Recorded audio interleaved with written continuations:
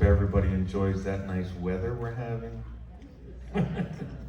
Anyways, yeah, I was just talking to Barbara, and she said Houston, there's like 1 million people without power, and it's over 100 degrees. So you can imagine what we would be like. Anyways, silence your phones, please. And we'll start with the roll call.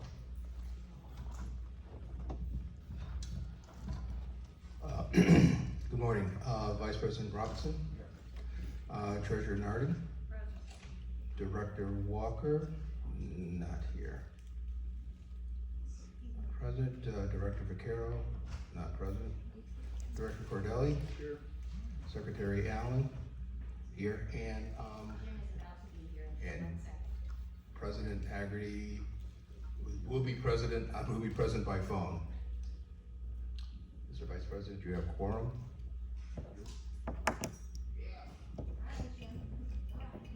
Okay, I'll call the meeting to order. Please rise for the pledge.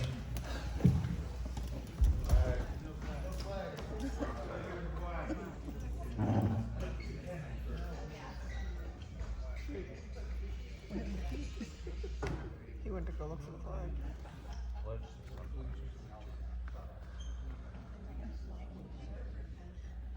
We could pretend.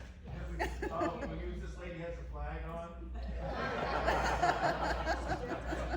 I pledge allegiance to the flag of the United States of America and to the republic for which it stands, one nation, under God, indivisible, with liberty and justice for all. Thank you very much.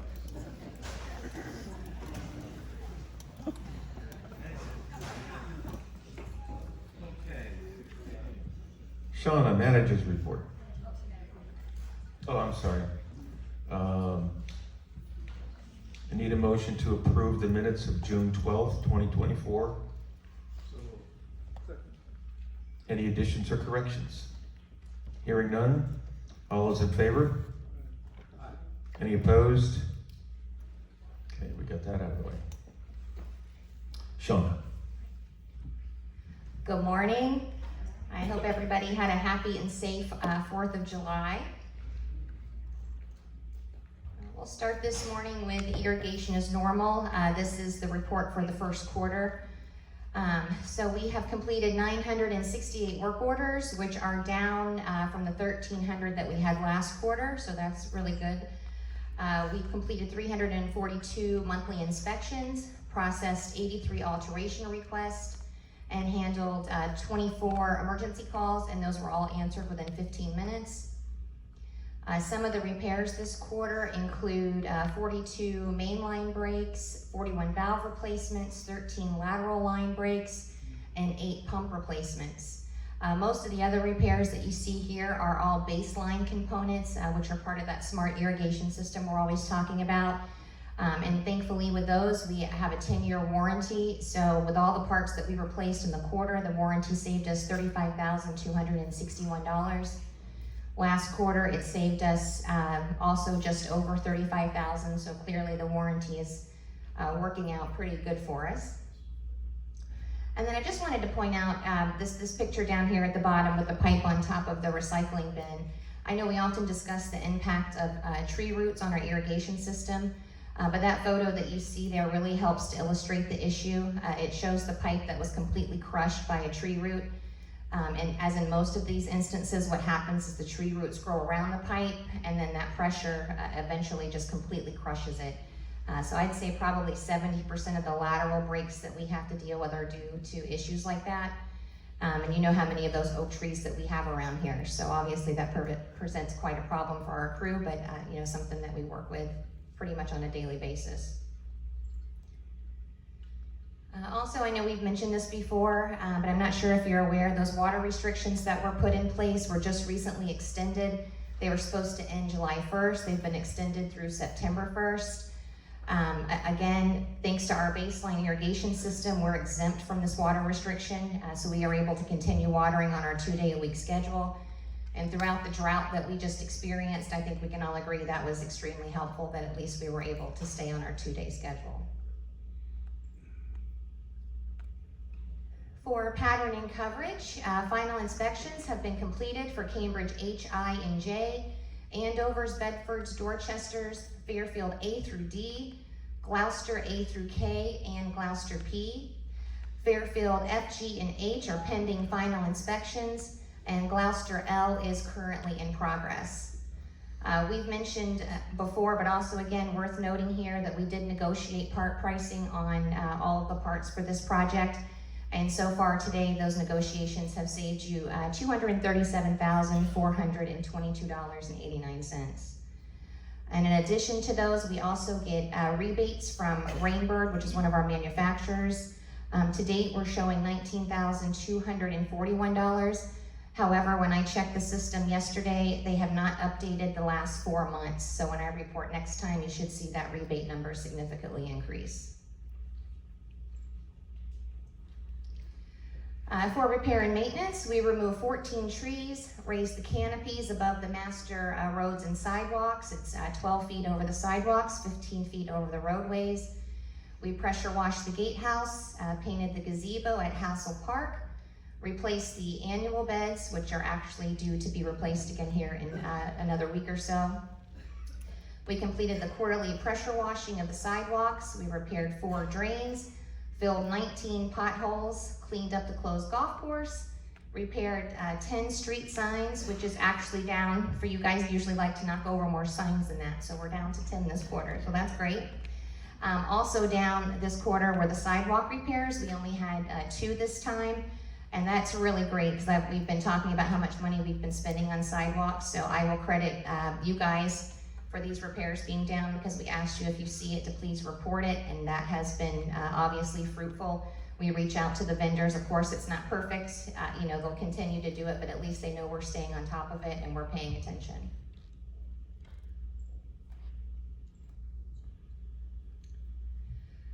If you've seen social media or the wrap, you are aware that the Pond Committee is participating with Hillsborough County on the Adopt a Pond program.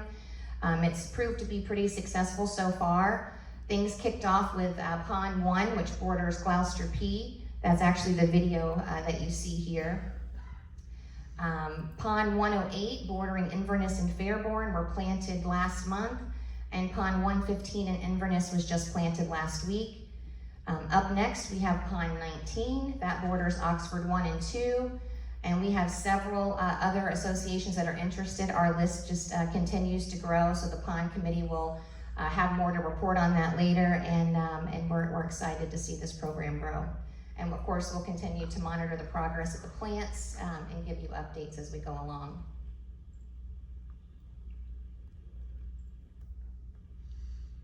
For upcoming projects, we have our landscape beautification.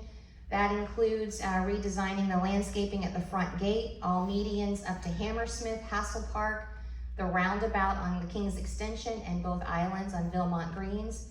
We're working on finalizing designs, and those will be presented to the community for input once they're finalized. We're also looking at purchasing 2 light-up crosswalks to test out. We're going to test that at the crosswalk at Kings Boulevard and Falcon Watch, because that's a pretty busy crosswalk there. These are push-button crosswalks, so whatever side you're on, you push the button, and then the lights start to flash, and hopefully that will get more people to stop. Again, we're going to do these 2 as a test to see how they work out. We're not all that familiar. We have been doing research, but we'll get these installed, and hopefully, if they're successful, then we can follow along and put them in on the other busier crosswalks that we have.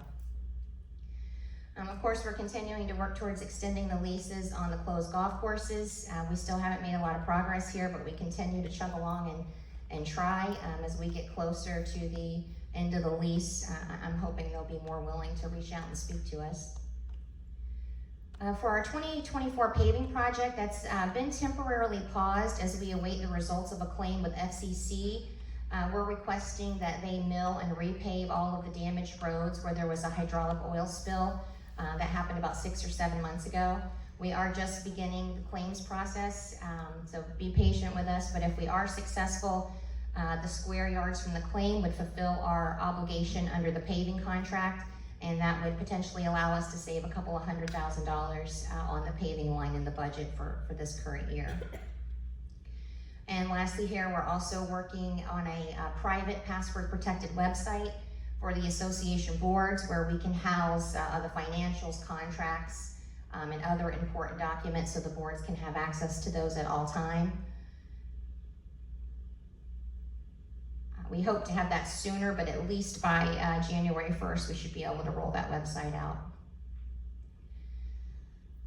Just a reminder here with the News of Kings Point, submissions can be submitted to kpnews@kpmaster.com.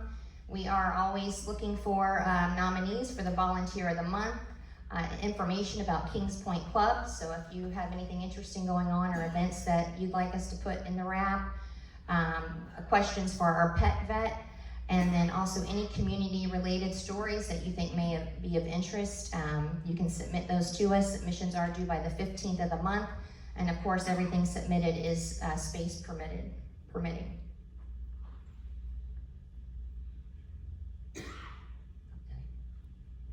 Oh, skipped one. Also, many of you may have already heard that Michael Owens, who was our district rep for Hillsborough County Commissioner, resigned recently so he can run for the Florida House. Just a few weeks ago, the governor appointed Christine Miller to take his seat until the upcoming election. We have already made contact with Christine, and she's going to come out next week to get to know us, who we are, and take a little tour of the community so we can establish a relationship there.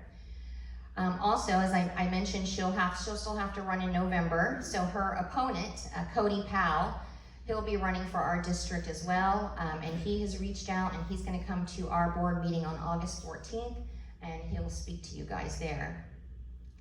And then lastly, we're very excited that Nancy Milan, the Hillsborough County tax collector, is going to host a government day here on October 8th. That should be really exciting. The whole room will be filled. We'll have different tables and people from all the different departments of the county, so that should be an exciting event. She's gonna come over sometime in August. We're working on scheduling so we can work on all of the details for the event on the 8th, and of course we'll get those out to you as soon as they're available.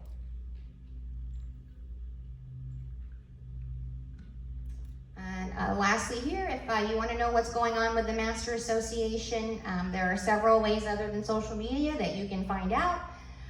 You can attend our board meetings, which happen on the second Wednesday of every month right here in the theater. We hold workshops, which are very interesting, and I highly encourage everyone to attend. Those are the first, third, and fourth Wednesdays of the month.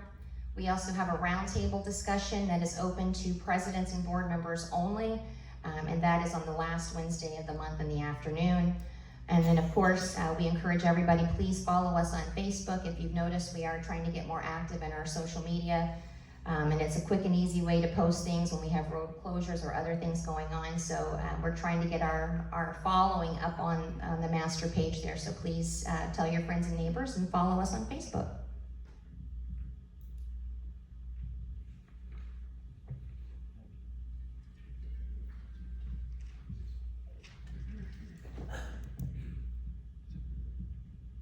Okay, we want to do the treasurer's report. Jane? Good morning. Before I begin, I would like to clarify that all statements regarding Vesta Property Management is regarding the accounting department in Vesta and has no relation to the Vesta team here in Kings Point. We have finally received all the background documentation needed to start up with the new property management company, Artemis Lifestyle. However, in reviewing the information, there were several issues. End-of-year documentation is still being reviewed and discussed. I received the current version yesterday at 2 p.m. After speaking with the CFO of Vesta and trying to resolve some of the issues on the report. The main issue is the reporting of depreciation of asset or inventory. Other issues arose when I questioned unreconciled items still carried from the 22 to 23 bank reconciliations. When these were adjusted, they show as an additional expense item, not voided items as credits. When the April and May statements were received last week, accruals that were accounted for and subsequently paid were not adjusted properly. This inflated the expenses for the current year, skewing the current year's budget, as well as insurance payments showing under admin, not prorated under the insurance line item. The budget was sent for the last year, not the current 2024-2025 budget. So we needed to have that corrected in the system by Artemis in order for their June statement to be correct. When requesting the remaining cash balances to be sent to the new company, we are told that Vesta has continued to pay some of the recurring payments in June and July, even though they were notified we were not reviewing the contract as of June 1st. Now they need to send over June and July statements to Artemis so payments can be combined into the system and check that no vendors were double paid. In an effort to resolve some of these issues, we are now contacting the auditor to see if we can prioritize the completion of the audit, and then on his direction, Artemis can make the appropriate adjustments to our financial statements. Once all the issues have been corrected, I will be able to give a proper accounting of our financial status. Thank you. Thank you, Jane. Okay, committee reports. Pond. This is the report for April-June quarter for 2024. This quarter, Pond 106 was planted with 4,000 plus free plants from Hillsborough County, and the grants from the Audubon Society, the Florida Lakes Management Society, and neighborhood donations. Plants were installed both in the water and on the shoreline. The Master Association greatly assisted with the modified irrigation schedule to water the terrestrial plants. The southern end of Pond 1 was planted with plants and design work provided by the county and the labor by Solitude. These are the last two plantings completed in collaboration with the Hillsborough County Adopt a Pond program, as both ponds drain into Cypress Creek. Ponds 115, 19, 24 are to be planted within the next quarter. Design work is underway by the county for ponds 1 north, 3, 5, 14, 28, and 38. I have no idea where these ponds are, but anyway. Design work is completed on ponds 108, 139, 140, and 153. The last ponds belong to Club Links, so sponsors are working to seek funding from fundraising and donations. Club Link is allowing resident volunteers to plant in their ponds with an insurance rider. Committee members are reviewing the first 7 ponds planted to determine the need for supplemental plantings. 2 committee members inspected 4 ponds and realized that the scope and knowledge needed for the initiative was beyond their expertise. Once their findings was in fact that house gutters. One of their findings was that the fact that the house gutters were draining directly into the ponds. This is contrary to present practice, where gutter drains into the ground, not ponds, slowing the speed of stormwater and increasing absorption of the water into the ground is preferable. They further recommended the comprehensive engineering report to be explored by the board to evaluate all aspects of the stormwater management system due to the age of the infrastructure and the impact of the upstream watershed development. The committee is exploring additional water management companies for bidding on any new projects. Page 2. Very prolific committee here. Richmond added Club Links to their liability policy as additionally insured for no cost to the residents of Richmond. Will be planting 149, 140, and 153 with no labor costs and donations and fundraising for plant purchases. The master board may want to look into this possibility to save on labor costs for the rest of the planting activities. Committee is, this report is being submitted by Rob Davies, who is chair of the Stormwater and Pond Management Committees.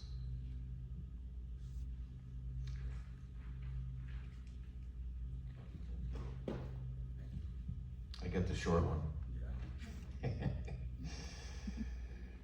Okay, landscape. We've begun to review the process of working on the designs the selected vendor has prepared for the master. We are waiting for additional designs for each of the projects. The community will have an opportunity to review and give an input on the final plans once available. Please continue to be patient, and we'll be pleased to give you an update when available. And that was submitted by Mary Ann Meeker. Thank you very much. Planning.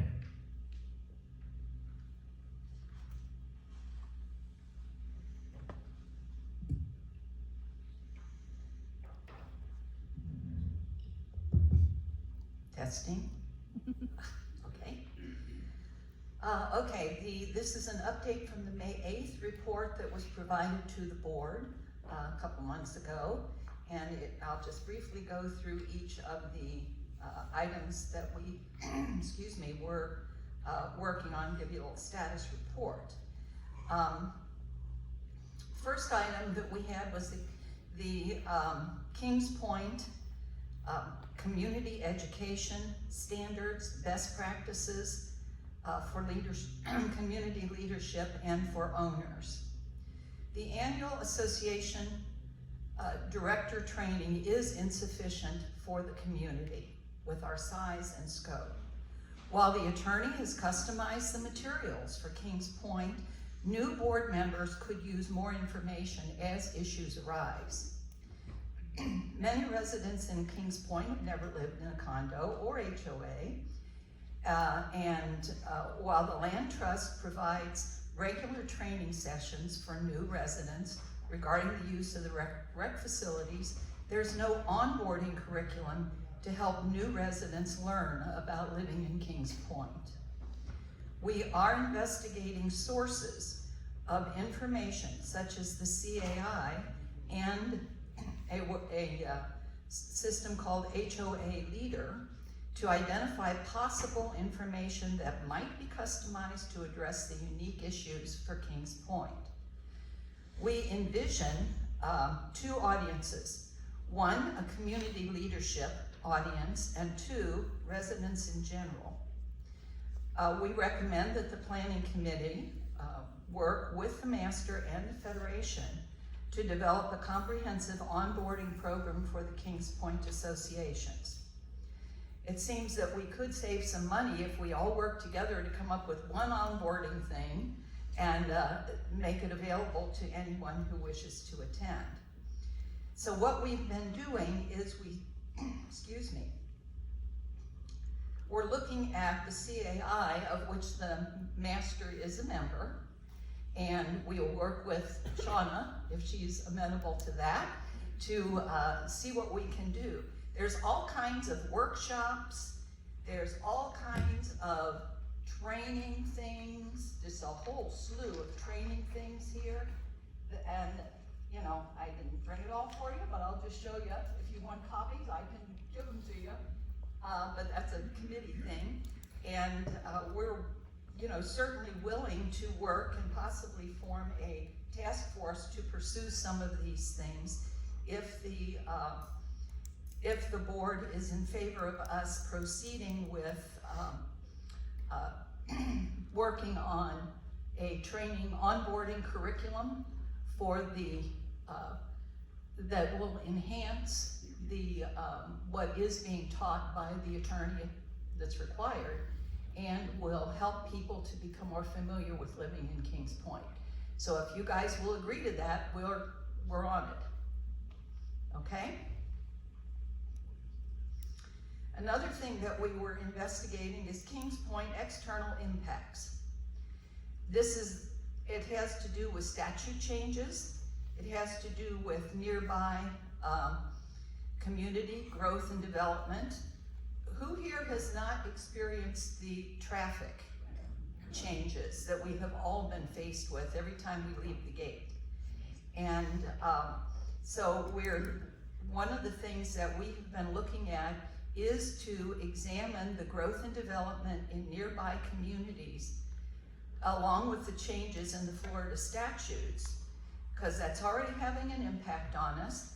And we want to, and that will go on through our planning period. So what we would want to do is to continue with our research and involve the Shauna and members of the board in some of the things that are going on. We've already, the master attends the Realtor Arena, which is a monthly meeting of all the realtors in the area.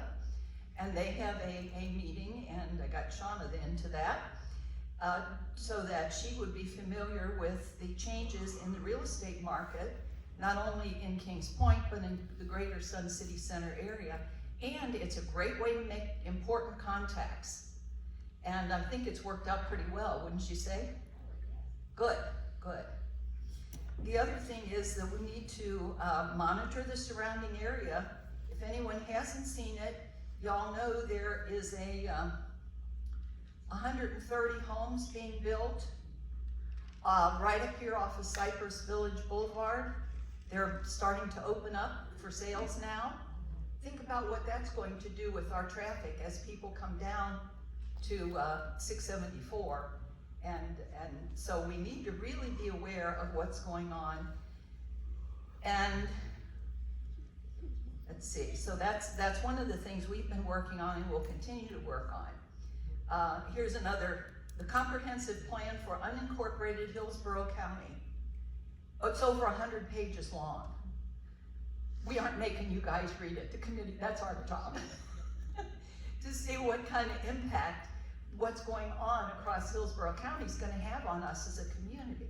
Again, this is for future planning and to make sure that we are on top of what's going on. For example, when the county was going to put a golf cart path right across our front gate, if you'll recall, we found out about it by accident. It was 60% done. And we were able, thanks to the action of the board, to stop it and say, you can't just do that. I mean, we got how many cars? 6,000 cars a month or something going through our gate, and we can't handle that. So watching these things and being aware of them is critically important, I think, to us as a community because of all the growth and development around us. So that's what we're continuing with the research on that, and we'll keep you guys posted as that develops. Governance structure of Kings Point. We had brought up the issue of needing to have more working together between the Federation and the Master. And while we understand the Master and the Federation leadership has been meeting and working together recently on issues important to Kings Point, leadership members do change and their approaches to working together also changes over time. Therefore, the committee continues to recommend a formalized process for the Master and Federation to facilitate working together, developing cohesive plans, and keeping the membership informed. We have recommended in the past and continue to recommend a membership, a group called the Representative Joint Advisory Council, or KPAC, consisting of representatives of both the boards, management companies, and with resident input. This organization would not be a decision-making entity. It is a recommending body. We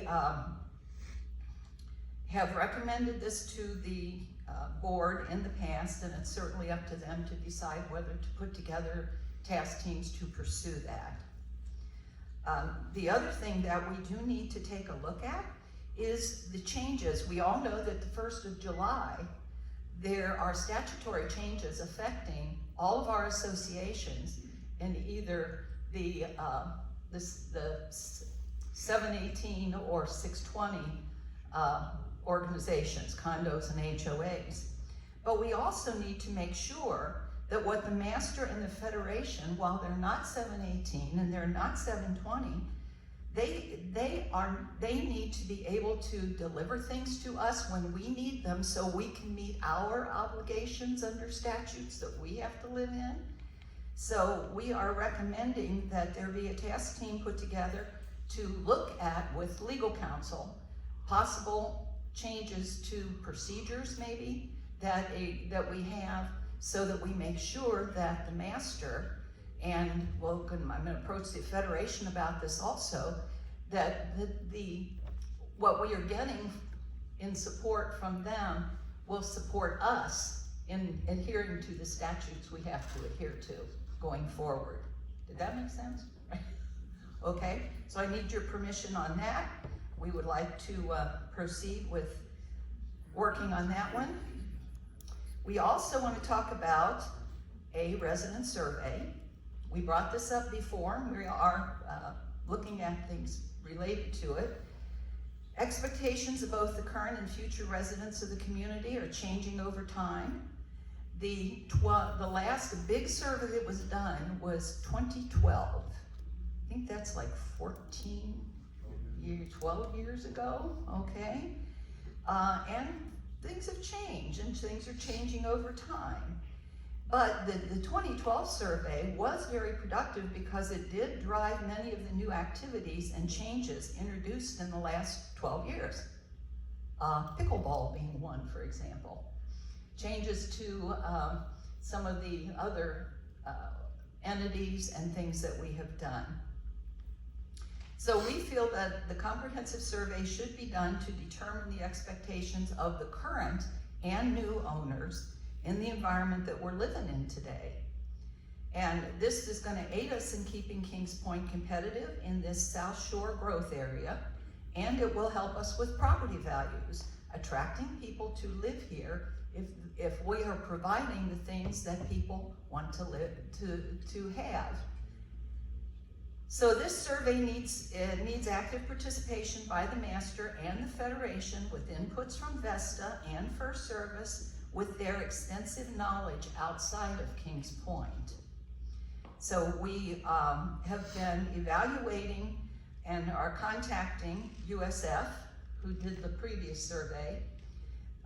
We'd like to talk with Vesta and the CAI to determine the best resources to engage in developing the survey. And we would establish a task team of Master Federation and anyone that has experience that's going on with this, and to get started on developing the survey that would go out in 2025 when people have returned.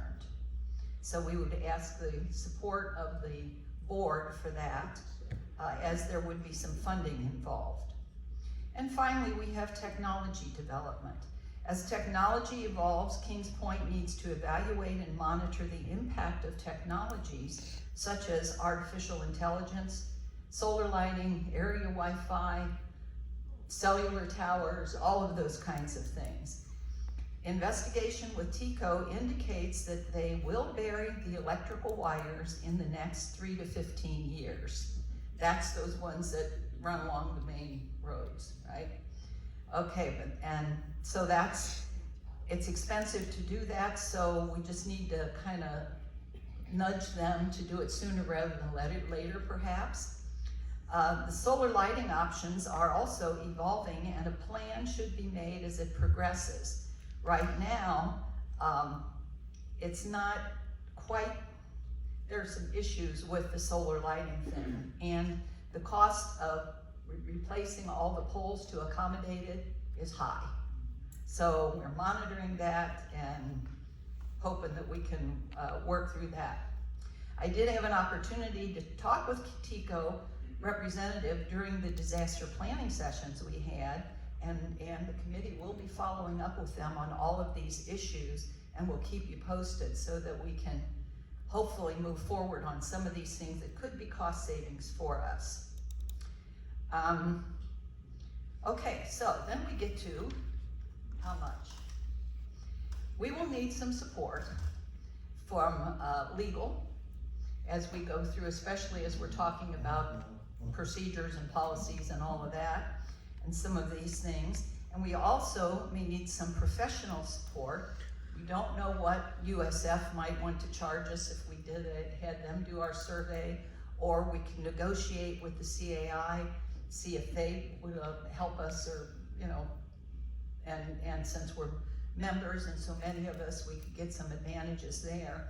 But we are asking for a budget for 2025 of $20,000 set aside to be approved by Shauna or the board, that we, about how we are spending it, and proceed with working on these projects that I've listed here. So that's our current recommendation and status report from the planning committee. Questions?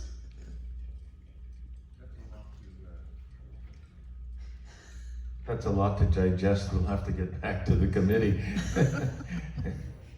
Okay, but thank you very much. Disaster planning. Yeah, I know. Some people live right, I may not be one of them. Anyway, disaster planning quarterly report. The committee began meeting in February 15th, 2024. We prepared for the Disaster Planning Association workshop and the Disaster Planning Symposium, and updated our project list and then established some committees. We reviewed the project plans for the year. One of the initiatives that we moved forward with was encouraging the Master Association to invest in the Starlink system, and the Master Association did purchase the system, and the committee will establish a process and a procedure for utilizing the system.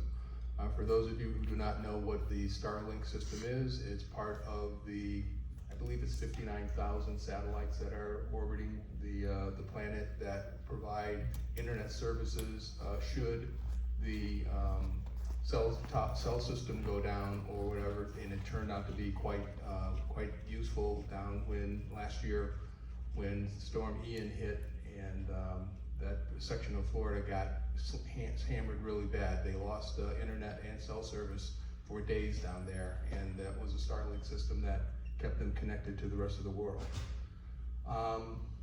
Our committee has been conducting research to consider developing a local alert system for our Kings Point residents.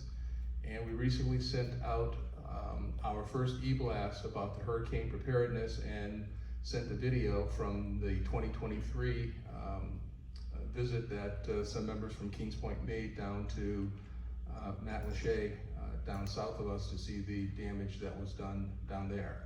The committee is reviewing all information about the potential hurricanes coming and that could affect our area. We also reviewed our disaster planning website and sent out e-blasts as necessary. We will continue to prepare for the annual events that are coming up in 2025. The completed projects for this year included the association workshop that was held on April 10th of 2024, where over 200 association board members were in attendance, and presenters were members of the committee and the community. And the association handbooks were distributed to the attendees, and the handbooks are made available, are available on the Masters website. We also conducted a symposium that was held on May 1st, 2024, and its attendance with about 250 residents here in Kings Point. The presenters were individuals from the county, state, local clubs, and services. They all spoke about the resources that were available to our residents in the event of a disaster. We will continue to work throughout the year, hoping that there are no disasters to prepare for in 2024. Respectfully submitted by Mary Ann Meeker, Committee Chair. Thank you, Jim. Okay, under new business, I need a motion to ratify approval of the drilling recharge wells at Southampton and Lyndhurst with Accurate Drilling for a cost of $22,980 each. Thank you. You know, in our workshops, we've discussed this, and Denny went ahead advised us that one of the wells, they can't get the pump out because the casing has a hole in it and it's filled with mud. So these are all to make sure we have the proper irrigation. Can I have a vote? All those in favor? We have a second. All those in favor say aye. Any opposed? Ayes have it, so moved. I have an additional motion that is not on the agenda. It is a motion to contribute $3,200 for the flock camera system. Need a second? Okay. We've been waiting for answers to some questions that Shauna had sent to Diane Daniels, the president of the Federation, and she had received those, and she sent those out to the members of the board, and Shauna is okay with the answers, so therefore it was time to go ahead and commit our portion to the flock camera system, working together for the whole community with the Federation, the Land Trust, and the COA is also contributing. So, okay. Yeah, anybody else want to comment? All right, no. Are you okay with them? Oh, okay. Okay. Okay. Sorry. One of our questions was, did they reach out to any local communities to investigate how this worked? And did they get reporting back on this system? And there were several other questions. We got a yes back. I don't think that was a sufficient answer. So I will vote no. Okay. No. Okay, all those in favor, say aye. Aye. Any opposed? No. Ayes have it, so moved.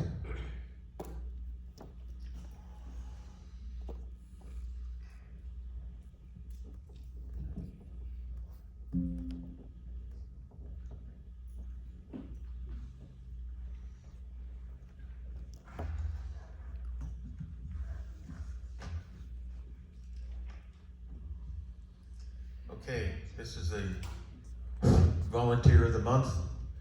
If Eileen Torricelli would come up, please.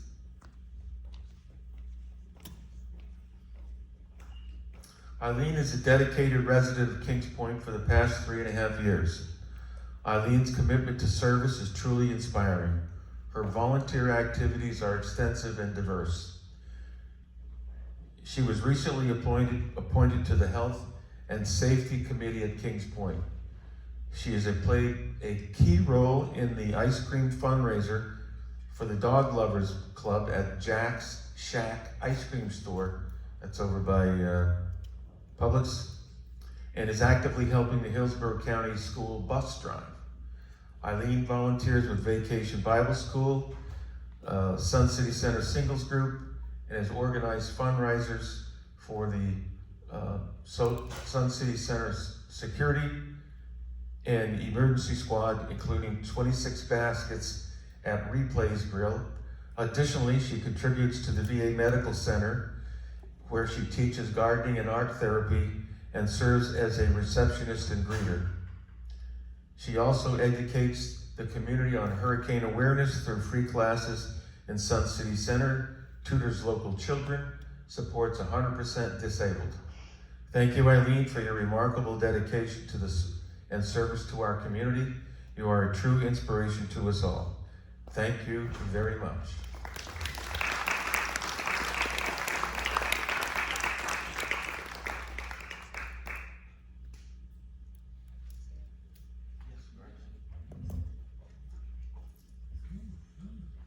Good morning, everybody.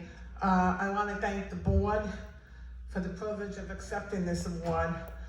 and also for God that gave me the talents and the time to do it. I want to also thank my extended family here at Kings Point and Sun City Center, my fellow vets who have supported me, and many, many others, including the residents of Arcadia 2, where I live. They've been also very supportive. But I want to accept this award.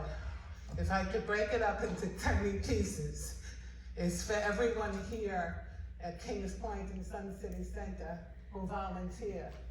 You might not volunteer in an organization or a big club, but you're volunteering if you're helping your neighbor go to the store for them. You're volunteering if you're checking on your neighbor, and that's what makes Kings Point great to live at.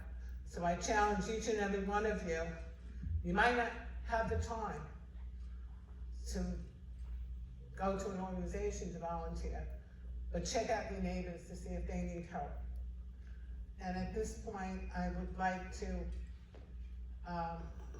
offer to the board as well as people here in Kings Point, if there's anything I could do for you in the future, please ask. If I could do it, I will. Thank you and God bless.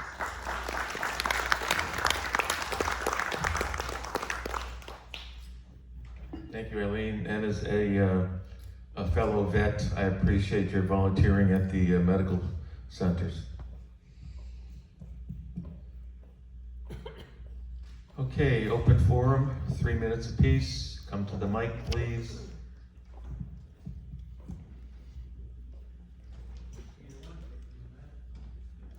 Hello. Hi, good morning. My name is Ralph Figueroa from Gloucester D. First of all, I'd like to thank you for making a comment earlier in the meeting that you said you would accept input from the residents on issues that would concern them. Okay, I would like you to recommend that also to the Federation, because they didn't do that, concerning the flock system. Okay, I don't think anybody knew anything about this flock system coming in, and all of a sudden it's up at the front gate. A day or two ago, I saw on Facebook some type of explanation as to where the information goes, how it's stored and how it's disseminated, and how residents can opt out of having their information put out to the public or to whoever it goes to, because I don't even know, okay? So that's number one. The second thing that I'd like to comment on is, Shauna, you might be able to answer this. Is there any update to the perimeter security bushes that they want to put out at 674? Not really an update. I think I had mentioned before that I'd reached out to DOT. There's been a little bit of communication, just trying to get me to the right person, but I am still working on that. Okay. The only comment I want to make about that is you want to put it along 674 where what I call the maintenance gate is. You know what I'm talking about? The gate before you mistake coming down 674 and you get in the right lane. Everybody's done that, I'm sure. Is that gate going to be replaced? And another comment about that before you answer is, I realize the bushes are beautiful, whatever, but I think a chain link fence would be more of a deterrent than a bush. Not that you can't cut a fence, but much more difficult. And yeah, maybe you might think it's unsightly, but we're looking at protecting the residents in our property here. I think it would be very easy for somebody to throw a blanket over a bush and gain access. So that's just my personal statement. The last thing, the secretary mentioned that he didn't know where the ponds were, the number of ponds that he mentioned. Isn't there a map? Yeah, okay. All right, you got it. Thank you very much for your time. Please say something to the Federation.